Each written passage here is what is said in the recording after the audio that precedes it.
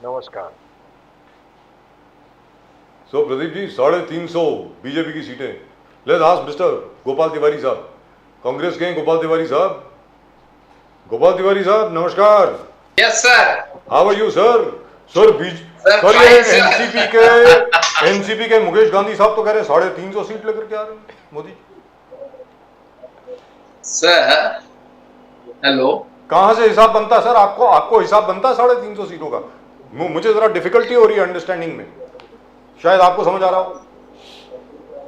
Sir अभी क्या है, सपना एक और ख्वाब देखना वो देख सकते हैं, क्योंकि उनके नेता को देवेंद्र फडणवीस और इनको हटा के उनके नेता को सीएम भी बनना है, तो उनका तो हक बनता है सपना देखने का। तो सर क्या सपना, सर इलेक्शन का सपना देखने में भी तो कोई लॉजिक होना चाहिए ना। कहां से आएंगी सीटें ये तो बता दो।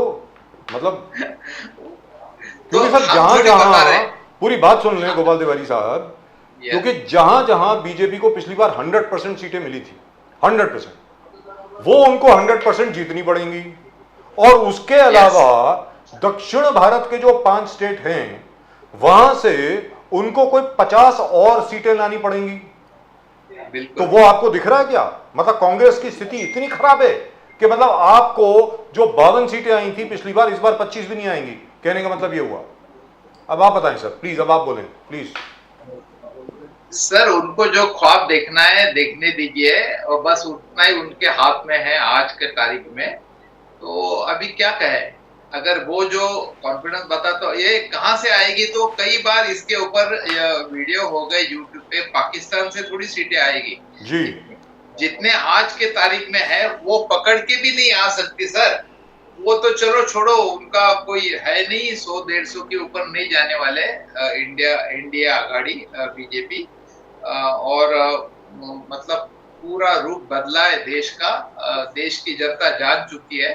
और देखो 2014 और 19 में इतनी बहुत ही मोदी लाट थी, वेव थी, तब भी सोनिया जी रायबरेली से आई थी और 2019 में भी आई थी, और 2014 से 24 तक पूरे 10 साल सेकंड नंबर पार्टी कांग्रेस ही रही है, जिसका नेतृत्व राहुल जी कर रहे थे और आज भी कर रहे हैं, सोनिया जी, राहुल जी।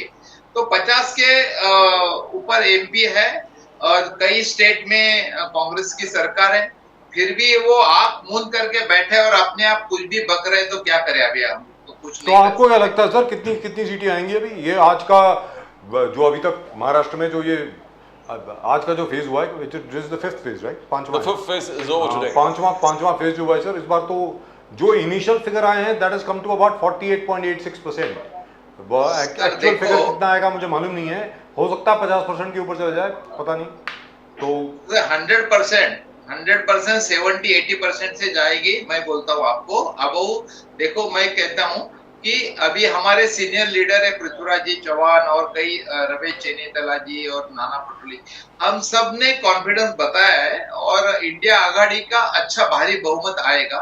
अभी ये लोग देखो, बंबई में आज के तारीख में इतना रश है और कई जगह बहुत ही स्लो चल रहा है वोटिंग।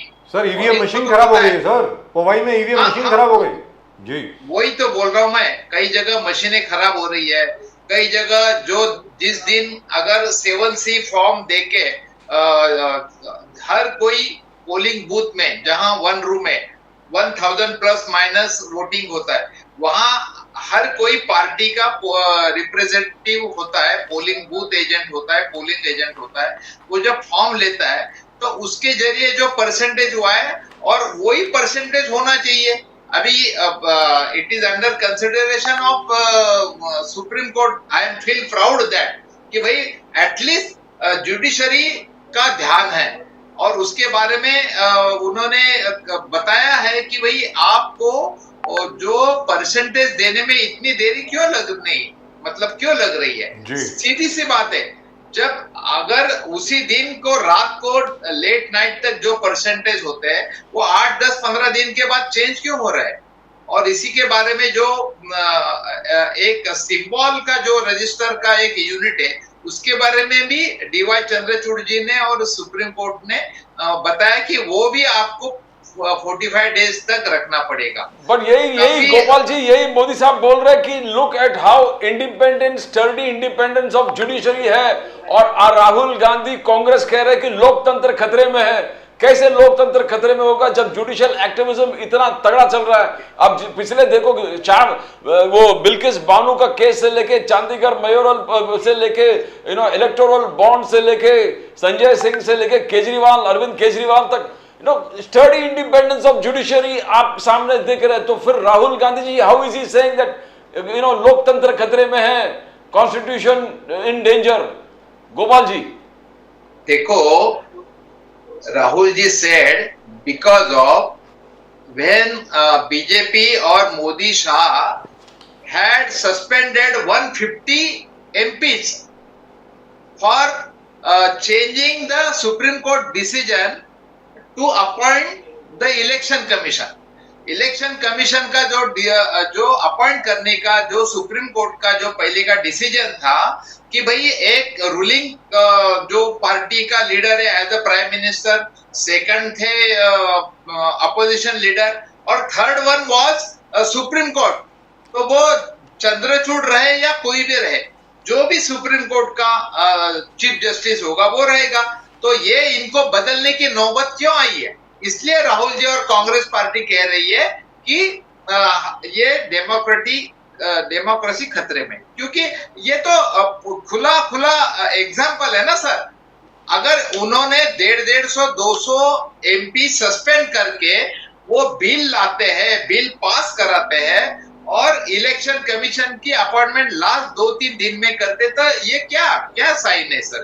ये आप भी समझते होंगे, ये तो क्या है? तुष्टीकरण, गोपाल तिवारी जी, तुष्टीकरण ने इस देश के पिलर्स ऑफ डेमोक्रेसी को हिला दिया, नरेंद्र मोदी जी। और कांग्रेस ने तुष्टीकरण का बहुत सारे उन्होंने उदाहरण दे दिया, राइट फ्रॉम शाहबानो केस, जिस प्रकार से राजीव गांधी ने शाहबानो जो जजमेंट था उसको ओवरटर्न करके तुष्टीकरण का सबसे उम्दा एग्जाम्पल। राम मंदिर में आपने बार बार हर चीज डिले कर दिया, आपने विरोध किया, ये एक तुष्टीकरण का राजनीति। आर्टिकल 370, 55, 60 इयर्स आप सत्ते में थे, कभी हाथ नहीं लगाए, कभी सोचा नहीं इस चीज को बदलना। आपने हमेशा अपीसमेंट पे ध्यान दिया है, और appeasement has destroyed the pillars of democracy. That is what Narendra Modi and Amit Shah says. They accuse you, Gopal ji, of तुष्टीकरण, अपीसमेंट पॉलिटिक्स। देखो, हम हिंदू धर्म में जो पुरुषार्थ है कि अल्पसंख्यक, दुर्बल हो, महिला हो, उनकी रक्षा करना, ये हमारा पुरुषार्थ है। ये हिंदू धर्म का राजधर्म पता है।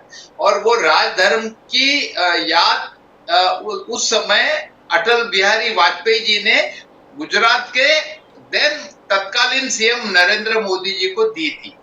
आपको मैं याद दिलाता हूँ, हमने नहीं दिलाया था। राजधर्म का पालन करना, ये सीख उस समय अटल बिहारी वाजपेयी जी ने नरेंद्र मोदी जी को जाहिर तौर से दी थी। दूसरे, अगर वो 3 तलाक का करते हैं तो हम कहते हैं कि उनको तुष्टीकरण कर रहे हैं। ये तुष्टीकरण नहीं है क्या? लेकिन हम कहेंगे नहीं ना, क्योंकि हमारा वो स्वभाव नहीं है कि जो भी वो ठीक है, एज अ सिटीजन ऑफ, वो भी महिला है, उनके लिए अगर कर रहे हैं तो उस समय अगर हम अपने गिरेबान में झांक के बैठे हैं, हाँ, अपने घर की महिला को तो 3 तलाक या कोई न्याय दे नहीं पा रहे, ना कोई संभाल पा रहे, ना अकाउंटेबिलिटी जो उत्तरदायित्व है हम निभा रहे, और उनके मसीहा बनने जा रहे 3 तलाक करके। तो हम तो नहीं कहते मुस्लिमों के ये तुष्टीकरण की राजनीति है करके। ये सब बातें हैं, इसमें क्या कहे। और बाकी तिवारी जी, आपकी बात बिल्कुल चुस्त दुरुस्त है, इसमें कोई दो राय नहीं है। अटल बिहारी वाजपेयी जी ने ये कहा था 2002 के जो दंगे हुए थे, कोई दो राय नहीं है। In fact Atal Bihari Vajpayee ji did not want mister Modi to continue as chief minister, ये भी कहा जाता है। लेकिन भरी सभा में बाला साहेब ठाकरे ने नरेंद्र मोदी जी का समर्थन किया था और ये कहा था कि मोदी ने कुछ गलत नहीं किया है और मैं खड़ा हूं साथ में मोदी के, ऐसा बाला साहेब ठाकरे ने कहा था। और बाला साहेब ठाकरे के सुपुत्र उद्धव ठाकरे जी अभी आपके साथ खड़े हैं। अब आप बताएं सर, गोपाल तिवारी जी। सर, वो मामला न्यायालय में था और जस्टिस लोया का जो मर्डर हुआ उससे अनएक्सपेक्टेड उसको टर्न मिल गया। तो उसके बाद भी मिस्टर जायसवाल करके जो जस्टिस आए थे, उन्होंने 102 विटनेस रहते हुए भी इनको क्लीन चिट देती। तो ये जब अभी सत्ता में आएंगे कांग्रेस और इंडिया आघाड़ी, तो सर वो तो आप अमित शाह जी के केस के बारे में बात कर रहे हैं ना। जहां तक नरेंद्र मोदी जी का प्रश्न है, मोदी जी को तो एक सुप्रीम कोर्ट की specially appointed SIT special investigation team ने उनका इंटेरोगेशन किया। 12 घंटे के 16 घंटे उनका इंटेरोगेशन चला and they gave him a clean chit. और जहां तक के राजधर्म का प्रश्न है, ये बात बिल्कुल चुस्त दुरुस्त है। अटल बिहारी वाजपेयी जी ने कहा था मोदी जी के लिए कि आप राजधर्म का पालन कीजिए, और बाला साहब ठाकरे ने भरी सभा में यहीं मुंबई में खड़े होकर के कहा था कि मैं मोदी के साथ खड़ा हूं, मोदी ने कुछ गलत नहीं किया। ऐसा बाला साहब ठाकरे ने कहा, जिसकी वजह से अब मोदी जी आके कहते हैं कि मेरे जो ऋण है मेरे ऊपर बाला साहब ठाकरे के, मैं कभी भी किसी जन्म में वो वापस नहीं कर सकता, ऐसा मोदी जी ने कहा है। अब आप बोलें सर, गोपाल तिवारी जी। तो वही बाला साहब ठाकरे के ऋण चुकाने के बजाय वो तो उनके प्रति कृतज्ञ हो गए ना सर। वो तो जब बाला साहब ठाकरे खुद जाहिर होके उन्होंने कहा था, जैसे मुझे अपनाया है, मुझे प्रेम दिया है, ऐसे ही शिवसेना मेरे बाद आदित्य और उद्धव जी को आप संभालो और मैं उनको शिवसेना सुपुर्द कर रहा हूँ। ये खुले शिवाजी पार्क की जाहिर सभा में कहा। बिल्कुल। तो हाँ, तो फिर वो तो उनको याद नहीं है। वही बाला साहेब ठाकरे ने इमरजेंसी इंदिरा जी का समर्थन किया था। अभी एक हिंदुत्व के नाते उनका कुछ अंडरस्टैंडिंग या मिसअंडरस्टैंडिंग हुआ होगा, उनके ख्याल में शायद उनको गलत जानकारी होगी, उसके लिए वो कुछ बात कहे होंगे। लेकिन ये जो क्लीन चिट की बात है आप कह रहे थे, तो ये कब हुई सर? ये सब क्लीन चिट 2014 के बाद ही मिली इनको। जो 14 से 24 तक जो अमित शाह और मोदी जी की सत्ता है उसमें क्लीन चिट मिली। तो अभी वो तो मनमानी कर रहे हैं ना। अच्छा, रही 370 छाती ठोक के बात है, बोल रहे हैं सर। आज की तारीख में ये बीजेपी की कार्यकर्ता की हत्या हुई जम्मू कश्मीर में। आज ये देखो, आज का पेपर है दैनिक प्रभात पुणे का आज, और 2000 अभी जनवरी फरवरी में हमारे सैनिक मारे गए, पुलवामा में भी मारे गए। सर ये क्या है? अगर 370 होता है तो सुप्रीम कोर्ट ने बताया कि आप इलेक्शन कब ले रहे हो। आज के तारीख में वहां पे अमित शाह जी गए थे, लेकिन किसके लिए गए? कौन कंटेस्ट कर रहा है? बीजेपी से कोई कंटेस्ट कर रहा है क्या? हमें भी तो जानकारी हो अगर आपके माध्यम से। तो ये तो बिन बुलाए मेहमान जैसा इनका बर्ताव है पहले से। वो पाकिस्तान में जाने का रहो या तो। अच्छा, दूसरी बात, 370 का जो मामला है पेंडिंग, उसमें ये कहता है कि वहां की जो विधानसभा का ओपिनियन चाहिए। इसका मतलब ये नहीं कि आप मुफ्ती मोहम्मद सईद और इसके साथ जो गवर्नमेंट बनाया था बीजेपी ने, वो डिसॉल्व कर दिया और एक गवर्नर के हिसाब से उनका लेटर दिया और कंसेंट दे दिया। सर, ये गवर्नर का एक लेटर और उसी असेंबली का जो ओपिनियन है, 370 चाहते क्या नहीं चाहते, ये बहुत मायने रखता है ना, ये फर्क है ना। बट गोपाल तिवारी जी, मोदी साहब ने कल ही कहा कि आर्टिकल 370 के दीवार को हमने तोड़कर कब्रिस्तान के अंदर हमने दफनाया है। That is what he said. We have already इसको दफना दिया है जमीन के अंदर, कब्रिस्तान के अंदर। तो उसको रिवाइव करने का कोई विषय नहीं। It's as far as prime minister Modi is concern, it's a gone matter. उसको कोई रिवाइव नहीं कर सकता। सिमिलरली सेड CAA, बोले कोई रिवाइव नहीं कर सकता है। There is no roll back on way CAA is concern. आगे uniform civil code, Amit Shah ji कहना यूनिफॉर्म सिविल कोड हमारे बीजेपी के मैनिफेस्टो का एजेंडा है और ये होकर रहेगा। और सब पर्सनल लॉ, जितने छोटे छोटे पर्सनल लॉ है, सब निकल जाएगा। They will be exiting all personal law. तो ये 4-5 चीज, राम मंदिर है, राम मंदिर का कोई रोल बैक नहीं हो सकता। चाहे राहुल गांधी जी ने कहीं किसी को बोल दिया होगा कि मैं कमीशन बिठा के इसको वोट डाउन करूंगा, says there is no way this is going to roll back on this. तो ये BJP, Narendra Modi, Amit Shah, very concrete, Gopal Tiwari ji, very very concrete and strong on these issues. No roll back. Sir ये बिल्कुल सही है, वो अपनी जगह उनका जो एंड ट्रिपल एजेंडा तलाक है। ऑल्सो, एंड ट्रिपल तलाक ऑल्सो, नो रोल बैक। नहीं होगा। हाँ हाँ, तो ठीक है ना। तो अभी जनता डिसाइड करेगी कि किसका एजेंडा चुनना है और किसका नहीं चुनना है।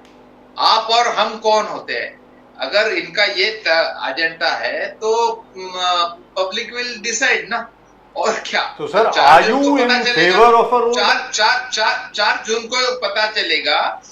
370 के बारे में तो मैं यही कह रहा हूं कि जो लॉ है वो लॉ यही कहता है कि वहां की जनता का भी ओपिनियन चाहिए 370 के बारे में। तो विधानसभा उन्होंने बर्खास्त कर दी। 6 साल होने के बाद भी सुप्रीम कोर्ट ने पूछने के बाद भी वहां इलेक्शन नहीं हुआ है। अगर वो वहां इलेक्शन करवाते थे और उन्होंने जनता ने बीजेपी को वन साइड वोटिंग करके बीजेपी का गवर्नमेंट आता था तो हम भी सैल्यूट करते थे। जो भी है, ये मानना मान मैं तेरा मेहमान, ये जबरदस्ती का मामला, ये इनके मर्जी से थोड़ी चलेगा कुछ भी। तो ये सब बातें हैं। और लेकिन सर, क्या आप फेवर में हैं कि आर्टिकल 370 को दोबारा बहाल किया जाए?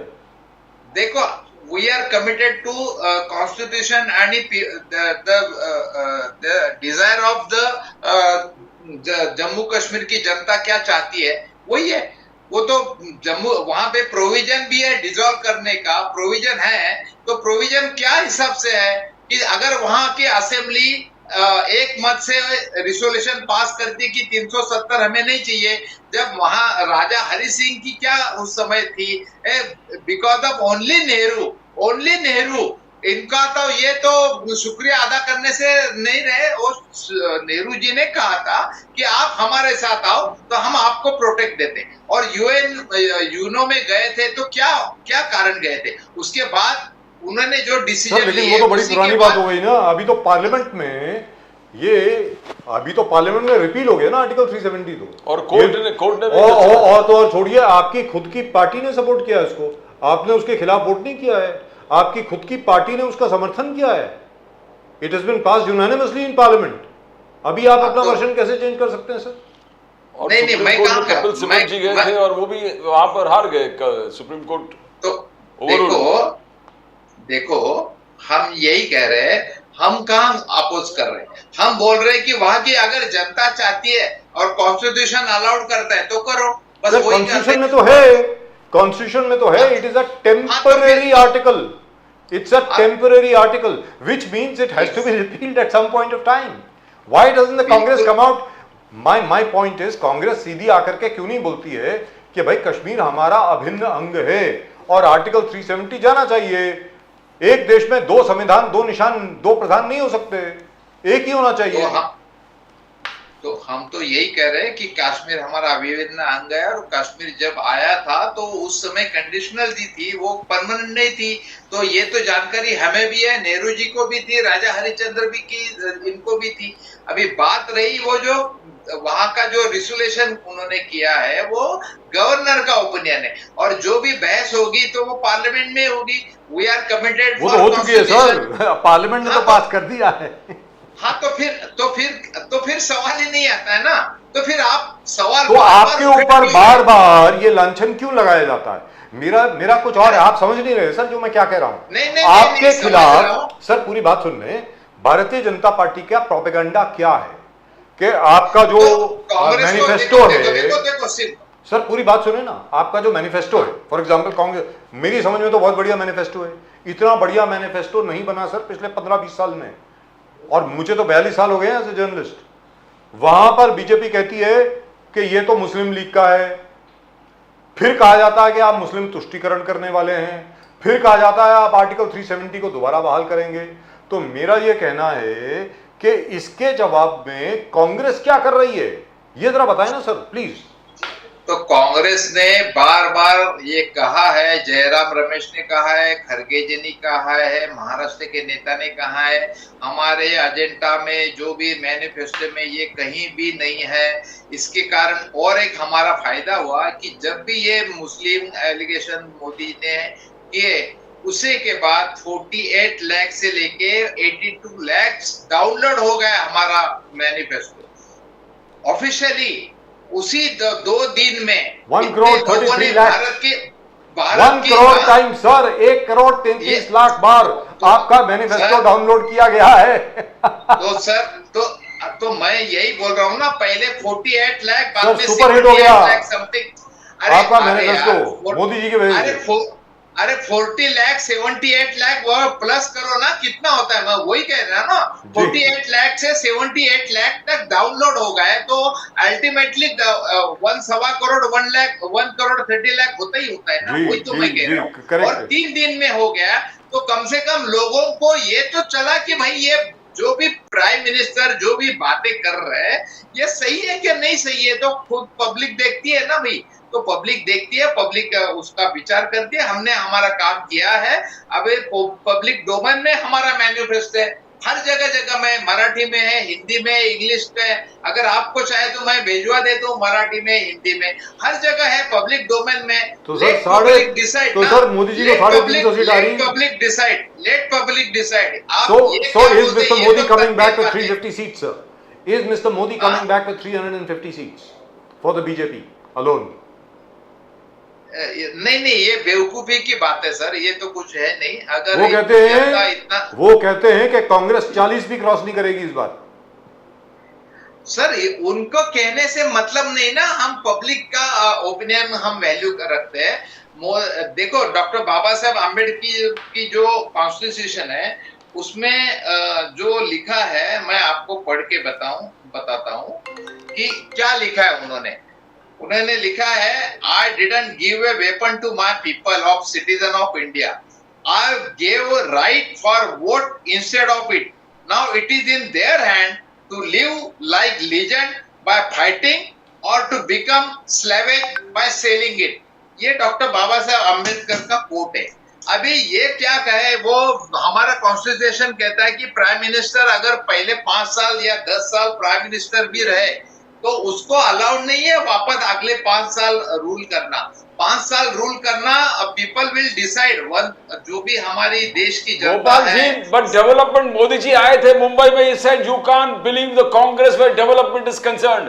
एमवीए सरकार 2.5 साल में हर प्रोजेक्ट को अटकाया, बोले कि आपने हर प्रोजेक्ट को लटकाया, अटकाया और भटकाया, चाहे वो कॉरिडोर हो, चाहे वो मेट्रो लाइंस हो, चाहे वो इंटरनेशनल एयरपोर्ट हो, नहीं जो आ रहे थे, हर जगह बुलेट ट्रेन हो, आपने हर प्रोजेक्ट को रोका, हर प्रोजेक्ट को वापस लटका दिया। और मोदी जी मुंबई में आकर कहा कि मुंबई को उसका अपना असली हक लौटाने के लिए मैं आया हूं और ये होकर रहेगा। Now he said you can not trust the Congress with development work. आप डेवलपमेंट नहीं करते हो। एमवीए सरकार का 2.5 साल सबसे उच्चतम उदाहरण है, no development at all. Gopal ji sir, prime minister को, होम मिनिस्टर को बार बार महाराष्ट्र जैसे स्टेट में आके चिल्ला चिल्ला के ये बात बोलनी पड़ती है, तो यही पे उनका फेल्यूर है। अगर पूरी देश देख रही थी, जो जितने भी हमारे अदर स्टेट के जो लोग थे बेचारे कोरोना के समय उनका ट्रेन तक इंतजाम नहीं कर पाए, जो बस की इंतजाम नहीं कर पाए, बेचारे बंबई से हर जगह यूपी, गुजरात, बिहार सब जगह चलते चलते गए बेचारे, उनके पायों को छाले आ गए। जो यूपी और उनके नाक के नीचे जो गवर्नमेंट है योगी का, वहां से लाशें बहती because of only Mahavikas Aghadi का जो गवर्नमेंट था, उद्धव ठाकरे जी और कांग्रेस, एनसीपी और कांग्रेस के साथ जो गवर्नमेंट था, उसी के कारण हम महाराष्ट्र में कोरोना से अच्छी तरह से सक्सेसफुल हम उसको मुकाबला कर पाए। ये तो, और सुप्रीम कोर्ट, हाई कोर्ट ने सराहा, अरे खुद मोदी जी ने सराहा। मैं आपको थोड़ा टाइम देता तो मैं, मोदी जी खुद ने बताया कि उद्धव ठाकरे सीएम का अच्छा काम है कोरोना का, ड्यूरिंग कोरोना पीरियड। तो विकास की बात तो हम बाद में करते हैं, पहले ये कोरोना जैसे एक डिजास्टर जो था उसको हम टैकल कर पाए। और ये सुप्रीम कोर्ट ने बार बार चेतावनी दी आपको और गवर्नमेंट को, और तभी इन्होंने ये जो ये थी अपनी, क्या बोलते हैं उसको, लस, और ये दे पाए और उसके बारे में प्रोग्राम अरेंज कर पाए, नहीं तो ये कर भी नहीं पाते थे। ये तो कोरोना जैसा संकट का मुकाबला महाविकास आघाड़ी में राजेश टोपे जो हेल्थ मिनिस्टर थे हमारे महाविकास आघाड़ी का, पूरा देश और महाराष्ट्र सह रहा था, एक भी लाश मिली नहीं, ऑक्सीजन की कमी हुई नहीं, कहाँ पे मौत हुई नहीं। और गुजरात में देखो, गुजरात में तो कितने लोगों को वो बोले, गुजरात में गुजरात गवर्नमेंट का गुजरात हाई कोर्ट में स्टेटमेंट है सर, अगर हम डेली रिपोर्ट देने लगे तो सबके सब हमको इतना हमारे काबू में नहीं रहेगा ये बात। वो तो फेल, मतलब गुजरात और यूपी दोनों कोरोना टैकल करने में फेल गए। महाराष्ट्र एक अच्छा था महाविकास आघाड़ी का ये गवर्नमेंट। कामदार वर्सेस नामदार का झगड़ा है, ये कामदार वर्सेस नामदार का झगड़ा है। मोदी जी, बीजेपी का कहना है कामदार मोदी जी के काम, मोदी जी के रिपोर्ट कार्ड, जो surgical strike, Balakot strike, third biggest, fifth biggest economy, digital revolution, one rank, one pension, one nation, one tax, triple तलाक, राम मंदिर, तो ये लिस्ट बहुत बड़ा है। बोले ये कामदार वर्सेस नामदार, आप सिर्फ परिवारवाद, तुष्टीकरण, भ्रष्टाचार, क्षेत्रवाद, इस चीजों पे आप रिलाई करते हो। तो how do you see the challenge, नामदार वर्सेस कामदार? गोपाल जी, वो खोखला कामदार है, it doesn't have any meaning. सिर्फ कामदार अपने आप बोलने से नहीं होता है ना सर। और आप बोलते सर्जिकल स्ट्राइक, जो पुलवामा में 40 हिंदू जवान मारे गए सर, अगर जो जवान है, लेकिन अगर आप कहते हो हिंदू हिंदू हिंदू, तो कौन थे वो? और उनके बाद क्या हुई? और देवेंद्र सिंह का क्या हुआ जब उस समय वो पुलवामा में डीवाईएसपी था, सेंट्रल सीआरपीएफ का, सेंट्रल रिजर्व पुलिस फोर्स का जो था, वो डीवाईएसपी था, जो 2 आतंकियों के साथ में दिल्ली में पकड़ा गया था, दिल्ली विधानसभा के पहले। क्या हुआ? आपने जो सर्जिकल स्ट्राइक किया, जिसने जनरल बिपिन रावत, उसका पहला जो फर्स्ट मेमोरियल डे के ऊपर आप 2 लाइन का श्रद्धांजलि नहीं दे पाए सर। शर्म की बात है, शर्म की। जो उनका हेलीकॉप्टर क्रैश में जिन्होंने सर्जिकल स्ट्राइक किया, और आप उनके मिलिट्री के सर्जिकल स्ट्राइक पे आप वोट मांग रहे थे। आप शहीदों के नाम वोट दोगे क्या नहीं दोगे? नए जवान जो वोटर्स है उनके पीछे आप पड़े थे, मोदी जी ने अपील किया था।